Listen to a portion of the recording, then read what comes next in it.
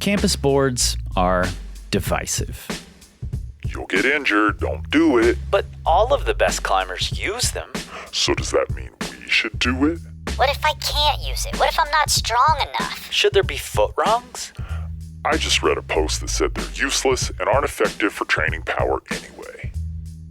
Well, I think I can help make some sense of this. I'm Chris Hampton. You're listening to Tape Tips from Power Company Climbing. It's time to build. There's more information out there than ever. And when I first started Power Company Climbing, there were very few training blogs, no training podcasts for climbers, maybe one other remote climbing coach, and honestly, very few reputable sources for information on how to improve. Speaking of which, shout out to those folks who paved the way, the Eric Hurst and Dave McLeod, Udo Newman, the Anderson brothers, and more. You know who you are. Anyway, that lack of information or of people willing to offer advice is certainly no longer the case. Now it's quite the opposite. There's so much out there to wade through. Never mind spending time to parse it out, verify the claims made, and think critically about the applicability of it all. There are hundreds, maybe thousands of internet coaches, dozens of podcasts, all doing the same interviews about the same topics, and millions of posts and videos telling you exactly how to train. And that's the root of our problem. But the problem itself, that's us, and how we collect these things. See, nowadays, a trainer can just make a post about how useful an exercise is that they literally made up 2 minutes earlier and have never tested, mention that science says so, and we just buy it. That person is suddenly an expert because science. What we don't see is that they based this new exercise on a wild extrapolation they pulled from a study about how plyometrics affects a sedentary population of adults over 65, and then they suggest that 13-year-old competition climbers should be doing exactly this protocol. Yeah, that really happened, and people bought it. I suspect there's some youth coaches out there who jumped right on it. And it happened because we have become collectors of dots.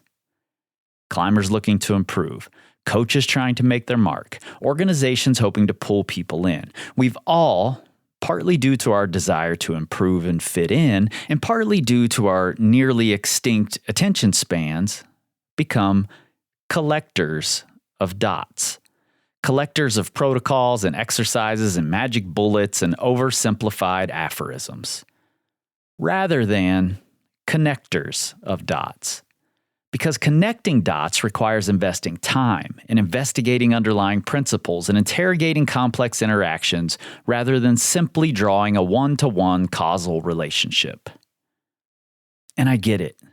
Collecting dots is fun. You scroll through Instagram or YouTube or listen to the latest episode interviewing Alex Honnold about how he trains. You pick out the things you want, drop them in your basket, and move along to the next aisle. What's Adam Ondra doing this week? Great, I'll take one of those as well. The thing is, it's a bottomless basket, and we treat it as such, day in and day out, collecting more and more dots. Endless dots. Rarely, if ever, do we linger on one single dot for any length of time.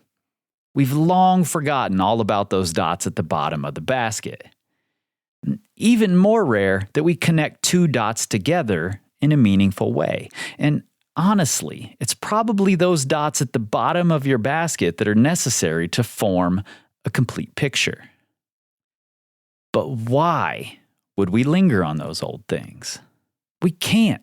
We need to post every day on 7 different platforms, weekly podcast episodes and YouTube videos, shorts, reels, stories, threads, tweets, or X's, lots of dots.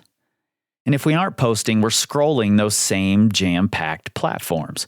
With the amount of content we have to produce and consume in order to stay relevant, when on earth would we have time to connect any of those dots? I mean, take for example what I'm doing right now. It's going to be a blog post, a podcast episode, a YouTube video, an Instagram post, a newsletter, probably a reel or two.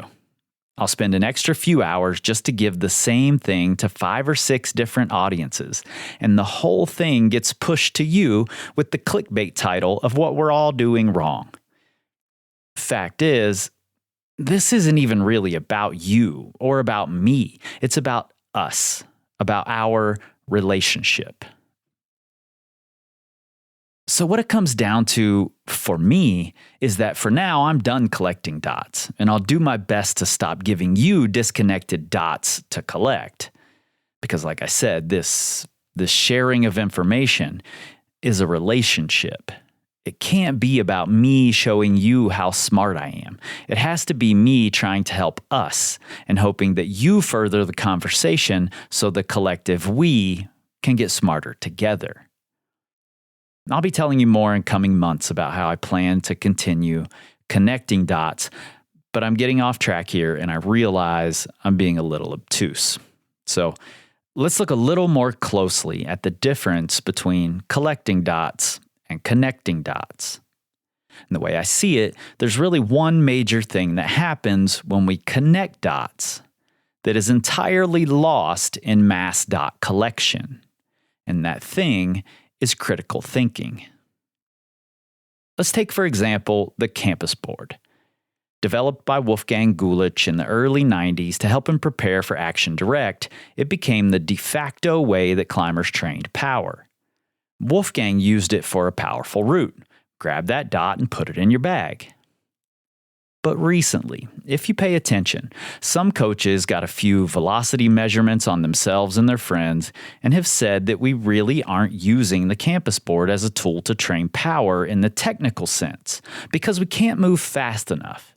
They've gone as far as to say that campus boards are useless. And they may be right about power training, not about campus boards being useful or useless. But also maybe not, since they only measured velocity and not force. So they never figured out the actual power expressed or even understood the full picture of rate of force development in climbing. So they had nothing to compare against. And the thing is, I don't really care if they're right or not. It's one dot. I've collected and connected lots of obvious dots that point to something else. Because power, as we express it in climbing, isn't a singular dot. It's not simply force times speed as science uses it. It's not just the rate of force development. It's not one singular spot at the middle of the force velocity curve. When we discuss power while climbing, we can't ignore the technique used to initiate the explosive movement, the understanding of trajectory and release of tension, and the timing and coordination needed. And that doesn't even factor in the mental space required to use momentum, which for many feels a lot like losing control, and the commitment needed to believe you can actually latch the target hold. So power is a lot of dots, all interconnected, that in application are absolutely inseparable. We also know that these types of movements are best practiced in a low-stakes, low-stress environment. For many people, that's not outside. It's not on a complicated gym boulder. It's not while everyone who's also working the same boulder is watching. Instead, initially, we want to learn these key dots while doing the simplest movement possible in a lower-stakes environment, which, well, sounds like a good argument for a campus board. You put foot rungs on it, and it's even better. Frankly, it's shocking to me that so many gyms still resist installing those foot rungs. It makes the campus board far more useful. Anyway, so whether or not we're able to produce the speed to make the campus board a highly effective, strict definition power trainer isn't really the point. We absolutely can use it as a tool to work on all these other aspects that will contribute to whether or not a powerful move is successful or not. And successful moves are the goal. Force times speed or rate of force development are simply small aspects of making that move work. And for most of us, likely not the most important aspects. So keep the campus board. It's a useful tool. And sure, keep the dots, collect them all. Let's just start connecting them.